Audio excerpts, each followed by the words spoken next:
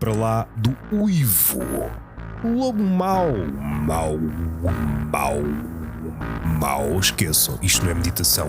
Lobo mau, malévolo. Ui, que triquinas, olha o vilão. Cuidado, salvem as princesas. Lobo mau. Sou o Lobo Mau. Hoje trago-vos o conto chamado O Fato Novo do Imperador, mais comumente chamado O Rei Vai Nu.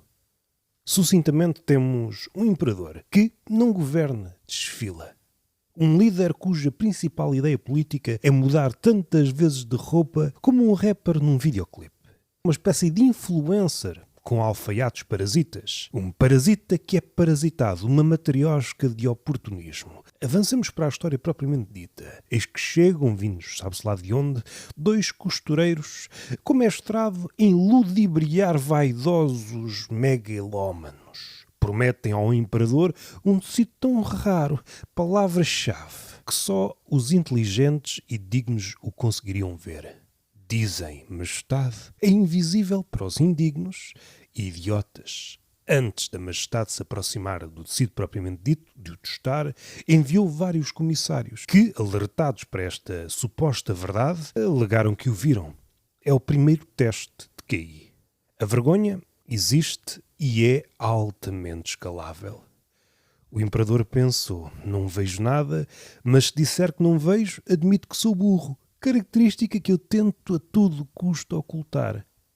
Logo vou fingir que vejo. A sala do trono, que no conto é literal, mas na vida é figurada, onde todos fingem que percebem. Pois a verdade sairia caro. Aconteceu aquilo que podemos designar o aplauso preventivo.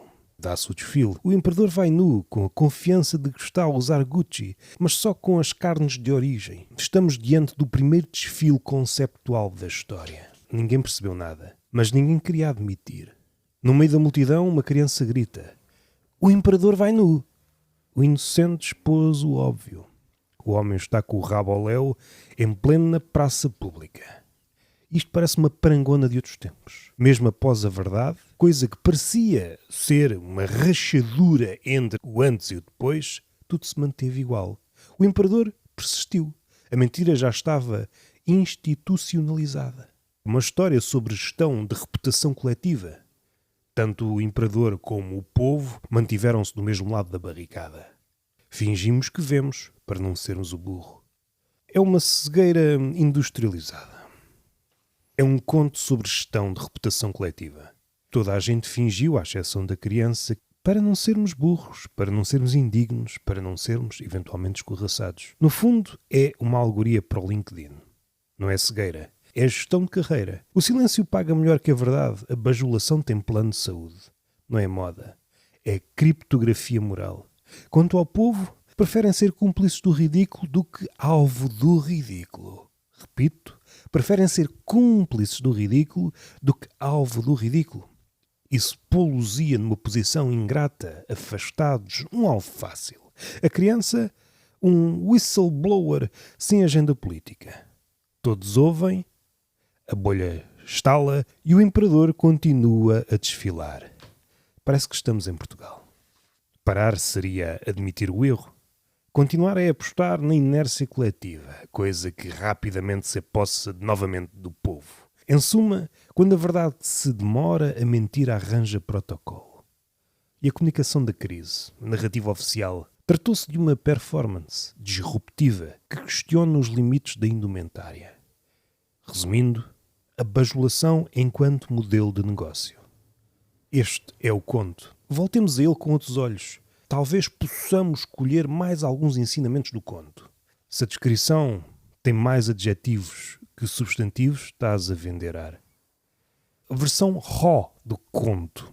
Dois vigaristas vendem ar. Um vaidoso compra validade. Uma corte aluga dignidade, o povo financia o silêncio, a criança corta o fio. Mas avancemos para cenários alternativos. E se a criança não falasse? O império provavelmente converter-se-ia em religião do tecido sagrado.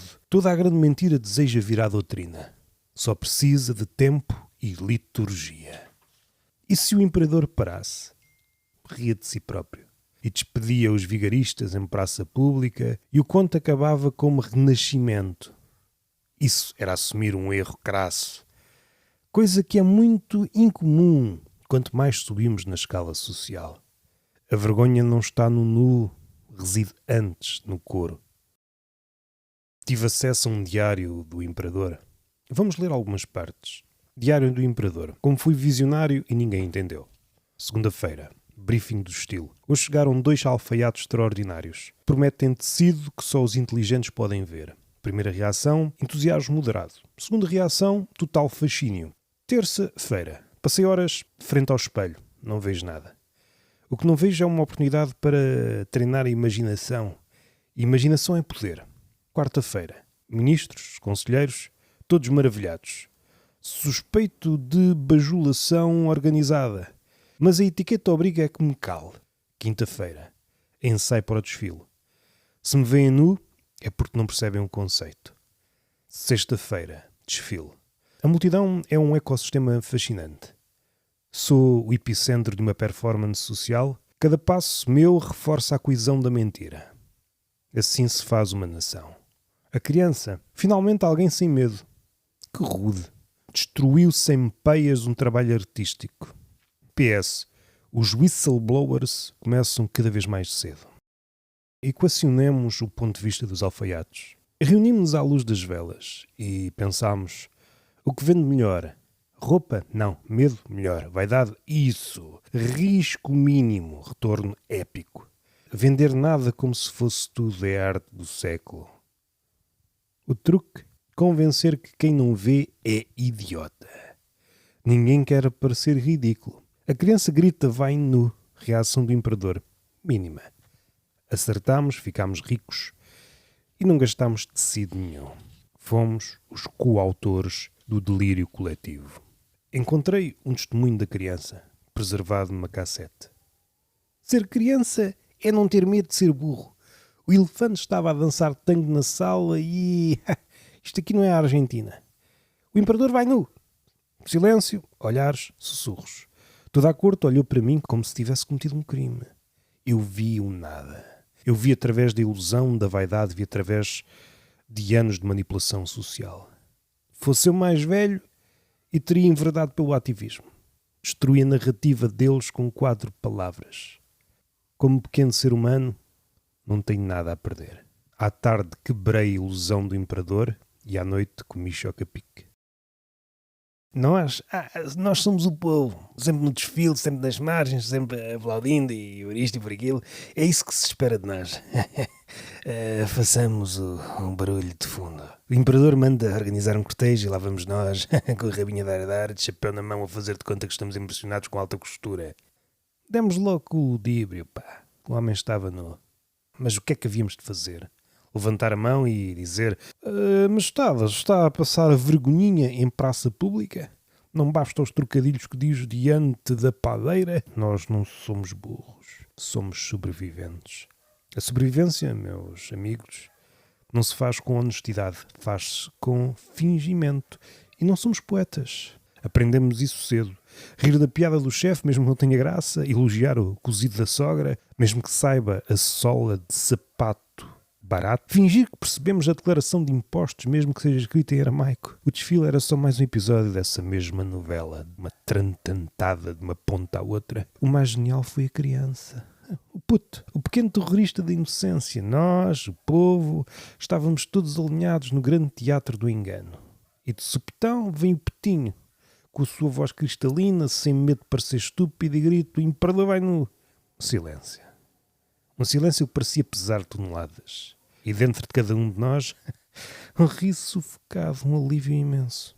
Todos pensávamos a mesma coisa, mas nenhum tinha a coragem de o dizer. Como quando alguém num grupo do WhatsApp finalmente escreve aquilo que todos estão a pensar, mas ninguém o ousava. Libertador. Pelo menos por momentos.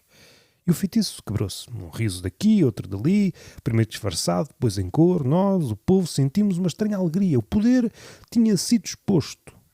Não fomos nós que arriscámos a pele. Foi uma criança. Um escudo perfeito para a nossa cobardia. Há algo ridente. Sempre soubemos. Preferimos fingir. Fingir é mais seguro. Até que alguém de fora do jogo deita abaixo todo o castelo de cartas com um suspiro. O imperador continua a andar, claro, porque poder é assim mesmo no desfila. Aplaudimos, de uma forma ou de outra. Sabíamos que, se ele nos olhasse nos olhos, negaríamos o riso e diríamos: mas está magnífico. Nunca esteve tão belo. No fundo, nós somos os verdadeiros alfaiates. Não costuramos tecidos, mas mentiras sociais. Costuramos o silêncio, a conivência, o medo. No fim de contas, fingir é a nossa roupa invisível. Uma espécie de dragão chinês debaixo do qual ocultamos o nosso verdadeiro rosto. Cá estou eu de novo, lobo mau. Já vi muita coisa na minha carreira de vilão freelancer. Já me encheram barriga de pedras e atiraram-me um poço. Já fui queimado em caldeiras por porcos empreendedores. Mas ver um imperador nu a desfilar pela cidade inteira, isso superou tudo. Estava lá de passagem, a pensar pilhar umas galinhas ou enganar uns cabritinhos, e de um momento para o outro vejo uma multidão reunida. Pensei: pronto, mais um enforcamento público, ou uma procissão, ou uma festa com comida grátis. Vou ver. Não. Era o imperador a desfilar em pelota. Ninguém dizia nada, todos aplaudiam e a gritar: magnífico, tecido esplêndido. Eu, que passo a vida a ser acusado de mentiroso e trapaceiro, fiquei ofendido. Convenhamos, se eu digo a uma cabritinha: abre a porta, sou tua mãe, e ela abre, pronto, eu sou um manipulador. Mas quando dois vigaristas dizem que costuraram um tecido invisível e todo o império finge que vê, isso já é alta cultura. Isso já é política. Foi aí que a criança gritou: o imperador vai nu. Quase bati palmas com as patas. Finalmente alguém disse a verdade, e sabem o que eu pensei? Se fosse eu a gritar, ninguém acreditava. Só diriam: olha, o lobo, outra vez a enganar. Uma criança. Pronto, virou a revelação divina. Eu, que sou o vilão oficial dos contos, tenho uma espécie de ética no engano. Minto para comer, para sobreviver, é biológico. Ainda que os ativistas veganos me tentem impingir alfaces. Já esses alfaiates mentiram por puro lucro. É fraude em escala industrial. O imperador acreditou porque queria acreditar. A vaidade é mais forte que a fome, dizem os privilegiados. Enquanto o povo ria e o imperador suava, e eu fiquei ali a pensar: no fundo somos todos como ele. Andamos nus, mas inventamos roupas para disfarçar. A diferença é que o imperador foi apanhado em público. E eu tenho pelo para esconder a vergonha. Saí dali a rir sozinho, com uma certeza. Pela primeira vez, eu não era o vilão. O vilão era a mentira coletiva. Quem salvou o dia? Uma criança. Não o caçador, uma criança honesta, sem medo. Sem guião político. Frase de 4 palavras e arrumou o imperador. E sabem que mais? Se um dia reescreverem os contos, eu quero estar sempre na plateia. Ser vilão dá trabalho, mas assistir ao ridículo humano, isso sim é o melhor banquete que um lobo pode ter. Já sabem. Se precisarem de mim, eu estou na floresta, à vossa espera. Para lá do uivo. Estive a ouvir isto tudo. Eu sou um estilista de alta cultura, um criador de moda, a que muitos chamam um gênio absoluto. Daqueles que dizem que um saco de lixo é statement e que a ausência de roupa é vanguarda. Queridos, vamos lá ser sérios. O que aconteceu naquele desfile não foi uma fraude, foi arte. O povo chamou-lhe escândalo. Os historiadores dizem conto moral. E eu vejo um marco, um turning point. Do ponto de vista da moda, o imperador não estava nu. O imperador estava a usar o primeiro conceito 100% imaterial. Zero costuras, zero desperdício, zero pegada de carbono. Foi a primeira coleção sustentável da história. Os alfaiates, meus colegas visionários, anteciparam tudo. Balenciaga, até à própria lógica dos NFT. Se há pouco tempo pagámos milhões por JPEGs de macacos, por que não pagar o mesmo por um tecido invisível? O povo não entende. O povo só percebe o que pode vestir para ir ao Lidl. A corte fingiu que percebia. Esse é o seu papel. Fingir cultura para não parecer plebeia. A criança gritou: o imperador vai nu. E pronto, a narrativa colapsou. Isto prova que a moda é sempre vítima do literalismo. O literal é o maior inimigo da alta cultura. Como estilista, defendo os alfaiates. Não enganaram ninguém. Ofereceram algo que já existia, o desejo de status. O imperador queria ser único, exclusivo, irrepetível, e conseguiu. Nenhum outro líder, em nenhuma outra parte do mundo, desfilou em plena praça pública com tamanha confiança, num look minimalista até à pele. Isso, meus caros, não é nudez, é manifesto. Reparem, toda a gente riu, mas hoje, séculos depois, ainda falamos desse desfile. Não falamos dos fatos bordados da época, não falamos das modas que passaram, falamos do nu imperial. Os alfaiates venceram. Criaram a peça mais duradoura da história. Não em tecido, mas em memória coletiva. Se fosse hoje, o desfile estaria na capa da Vogue. Imperador desfilando da transparência radical. Não confundir com a transparência à Montenegro. Essa aí cada vez mais opaca. E o miúdo? E o que aconteceria ao miúdo? Seria cancelado no Twitter por não entender a arte contemporânea. Moral? A moda nunca enganou ninguém. Só mostrou que o mundo prefere acreditar numa mentira bonita a aceitar a banalidade da pele. E eu, como estilista, só posso dizer: o imperador não estava nu. Ele estava à frente do seu tempo. Para lá do uivo.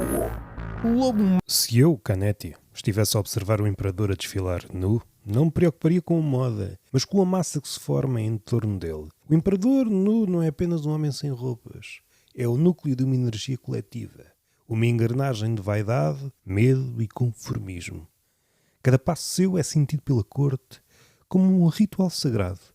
Todos fingem, no mesmo compasso, que veem tecidos invisíveis. Haveria com isso uma dança tragicómica da obediência. Os adultos estão enredados num medo primitivo. Se admitirem a verdade, se aceitarem o óbvio, perdem a proteção da massa. A massa é segura, mas também é cega. E é aí que a criança entra, gritando a única palavra que desfaz a ilusão. O imperador vai nu. O imperador sente a fissura no seu poder. A massa treme, mas não se desfaz de imediato. A verdade, quando dita por um ser frágil, é um choque que não destrói, mas transforma. Aquela criança tão isolada na sua ideia, tão pequena, tão desarmada, é mais poderosa que qualquer decreto imperial. É o catalisador da consciência coletiva. Se observássemos as reações, veríamos a dinâmica que sempre me fascinou. O medo da exposição, o desejo de aprovação, a necessidade que todos finjam ver a mesma coisa. E isto tanto é válido no conto como nas redes sociais. O imperador nu é, no fundo, uma metáfora da fragilidade do poder. A corte é a massa que protege o poder, mesmo quando é ridículo. A criança inocente é a força disruptiva, a verdade crua que revela a farsa do ritual social. Eu sorriria diante da ironia.